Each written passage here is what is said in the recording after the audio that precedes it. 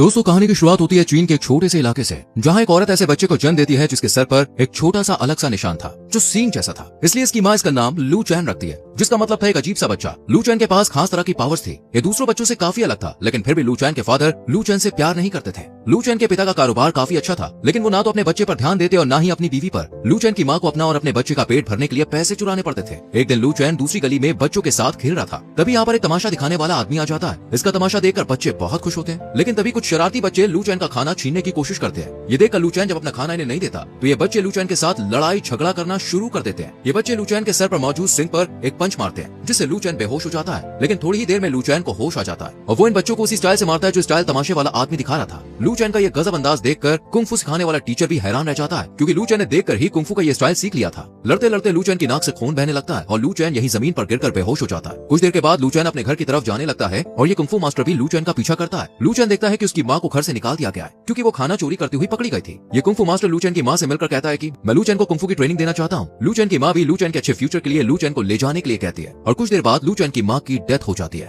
अब से लू चैन इसी मास्टर के साथ रहता है और फिर हम कुछ सालों बाद लू चैन को एक योद्धा के रूप में देखते हैं। लू चैन मास्टर का सबसे खास योद्धा था, इसलिए वो मास्टर के साथ युद्ध में लड़ने के लिए भी आया हुआ था। लू चैन के साथी दुश्मन के सामने कमजोर पड़ रहे थे, इसलिए मास्टर अपने साथी से लू चैन के निशान पर मुक्का मारने के लिए कहता है, जिससे लू चैन की पावर जाग सके। और निशान पर पंच मारते ही लू चैन एक ताकतवर योद्धा में बदल जाता है। और फिर तो लू चैन ने सभी दुश्मनों की छुट्टी कर दी, लेकिन कुछ समय बाद लू चैन गिरकर बेहोश हो गया। ये देखकर लू चैन के साथी इसे उठाकर अपने इलाके में ले आए। यहाँ पर मास्टर डोंग ने लू चैन का इलाज किया और बताया कि तुम्हें अपने इस निशान को किसी को भी टच नहीं करने देना चाहिए, क्योंकि इस निशान पर अगर ज्यादा अटैक होगा तो ये काला पड़ता जाएगा और जिस दिन ये पूरा काला पड़ गया उस दिन तुम्हारी डेथ भी हो सकती है। साथ ही मास्टर डोंग लू चैन को दूसरे स्टाइल का कुंग-फू सीखने के लिए कहते हैं। जब मास्टर डोंग की ये बात कुंग-फू मास्टर को पता लगती है तो वो बहुत गुस्सा होते हैं। इसके बाद दोनों में मुकाबला होता है ताकि पता चल सके किसकी ताकत ज्यादा है, और यहाँ मास्टर डोंग ही अपनी कुंग-फू तकनीक से जीत जाते हैं और लू चैन के मास्टर को अपने ही लोगों के सामने हारना पड़ता है। रात को जब सब लोग सो रहे होते हैं तो चुपके से दुश्मन सेना इन पर